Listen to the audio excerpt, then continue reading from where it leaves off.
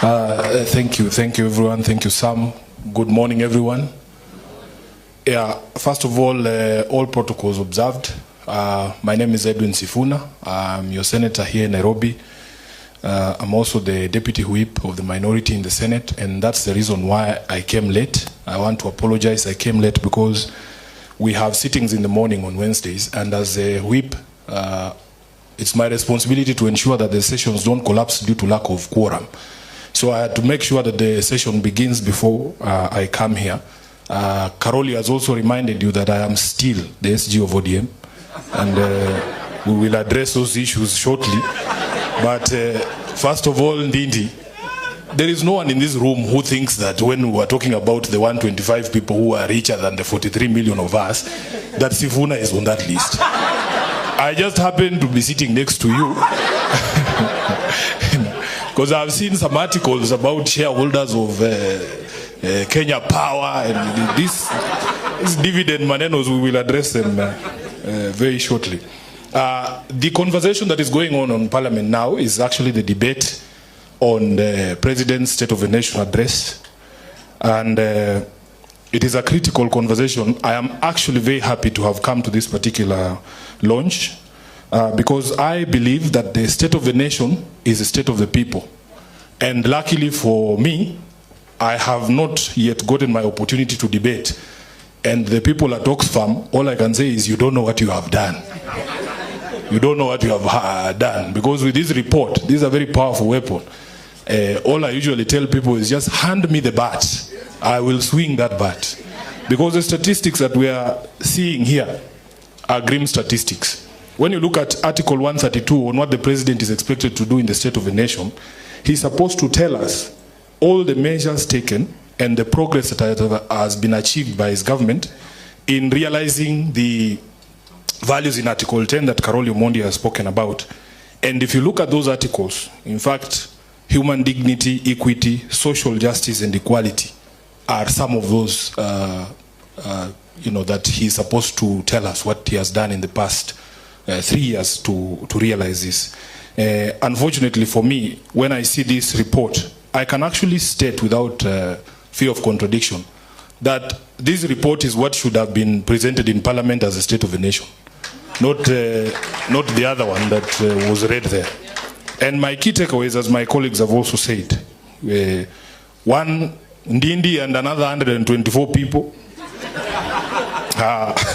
richer than 43 million of us, 40%, 46% of the Kenyans living in extreme poverty, 70% facing hunger, that Kenya's wealth is not missing, it's actually being siphoned by the people in power. And that Nairobi, the capital, the people that I lead, is the most unequal county in Kenya. And if you just look at, for instance, the question of education that he has spoken about, 70% of the school-going children in Nairobi actually are in formal schools. And the inequality that results from that is that, first of all, the Ministry of Education does not recognize those institutions as schools. So they don't get any support from the government. They are called upbed schools. Now, we have had a conversation with the Member of Parliament for Mathare, and he has sponsored a bill to amend the Education Act in order that these schools are recognized by national government. Because some of the criteria there for registration of a school does not make sense in Nairobi. If you ask somebody for 4 acres of land in Mathare to register a school, where are you getting 4 acres of land in Mathare? And I'm happy to say that because the bill has to come to the Senate, I am also going to co-sponsor that bill in the Senate to make sure we recognize this school and get them the support they need. Secondly, we have a school feeding program here in Nairobi. It gobbles up almost 1 billion shillings of what Nairobi gets in terms of its equitable share. But because it is only implemented in the primary schools that are registered, it means we are only using that money to feed 30% of the school-going kids. We have had a conversation with the governor of Nairobi from the time he was elected. In fact, it was a campaign promise that this school feeding program has to be extended to the upbed schools, because those kids also deserve that meal. and it is our taxes, it is our allocation as Nairobi. It is very unfair that we use 1 billion annually to only feed 30% of our kids. So there are conversations going. When he comes to the Senate, he gives us stories about how he's going to introduce a program where at lunchtime, the kids from the informal schools are allowed to go into the public schools and have lunch there.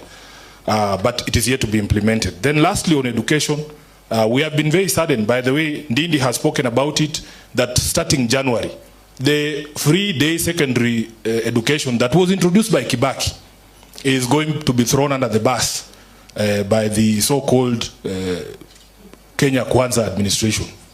And for me, I've been more than clear. There's nothing called broad-based government. The government in power today is a Kenya Kwanza government. Even if Sifuna is appointed to that government, I am going to serve Ruto and his government and implement policies. You don't see those people implementing ODM policies. See, we promised that we would be giving you 6,000 every month if we got into power. Have you seen that money? So it is not the ODM manifesto. That is the Kenya Kwanza manifesto they're implementing.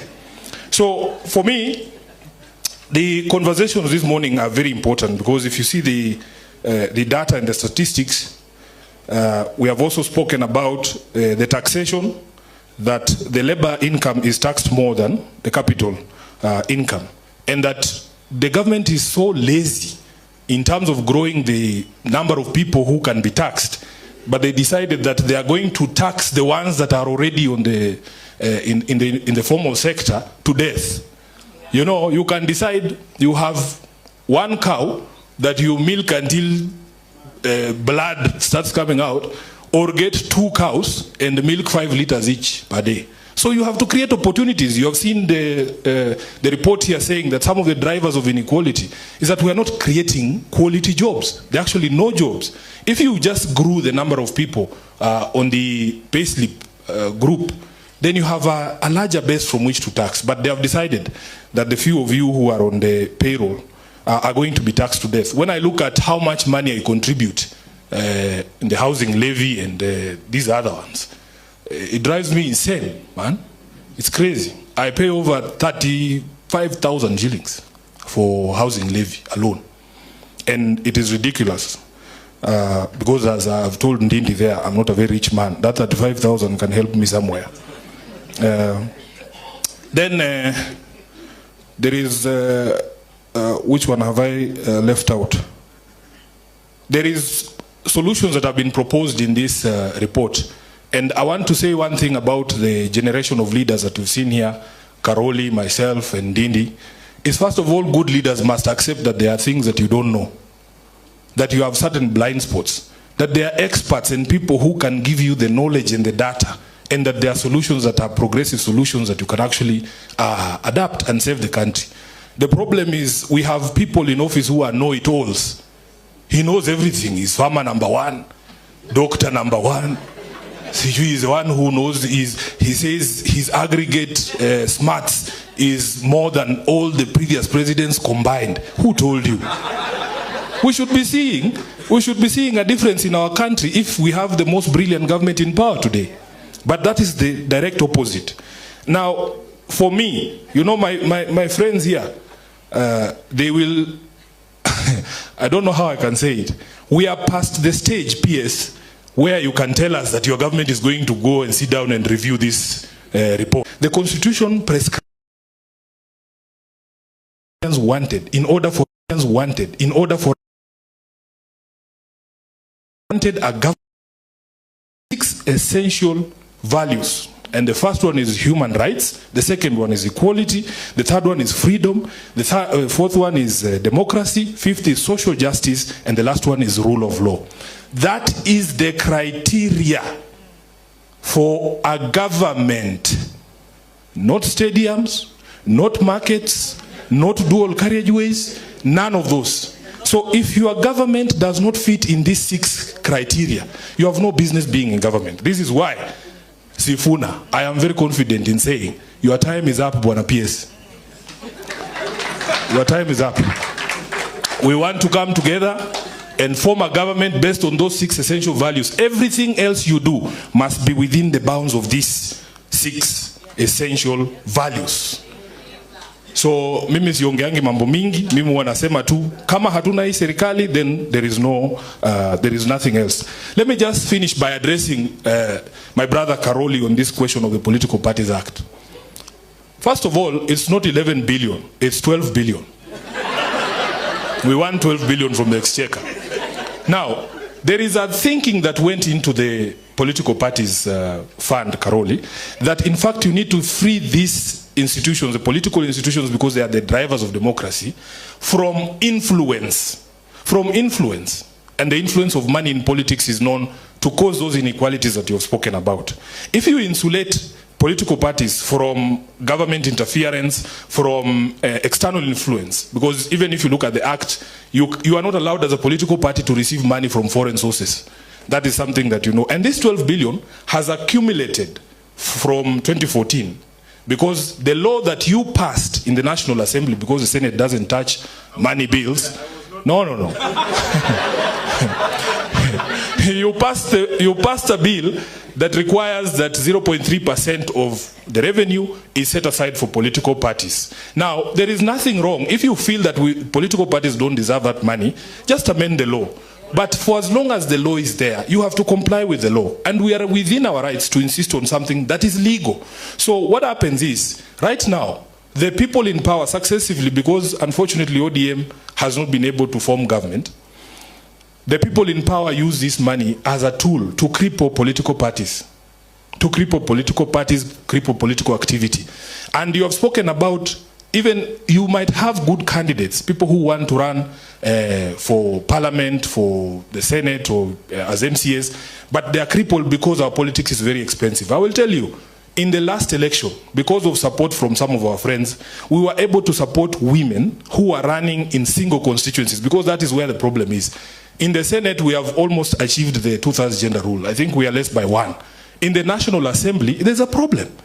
And the only way to do that is to get these brilliant women in the constituencies and remove the hurdles to why they don't run for office. You use the money from the taxpayer to uplift these people. You give them the nomination fees, you give them the application fees, you give them money to campaign. Karoli, if I look at my records, I send you money from ODM for the 2027 election. My records are there. We supported all our candidates, including Sifuna. I received money from you as taxpayers to campaign. That is how you feel these inequalities even in politics. So the figure might appear large, it is big, but yes, there was a reasoning behind putting this money in the political parties so that they are free from all these things. So finally, I want to urge all of us, we fall back to our constitution. Let us make sure that when the next general election comes, we elect people who actually believe in these values. Let nobody sell you any other stories. Those other things, I am sure that a person who believes in human dignity will still build houses. Yeah. But you can't build houses on top of bodies of people you've killed. That is not acceptable. So let's frame the conversation in Irungu. Let's frame the conversation. A good person will do good things. Yeah, you have to believe in these values, and the rest of us who don't believe in them, your time is up, you need to go home. Is there anything I've not said? One time. Asante.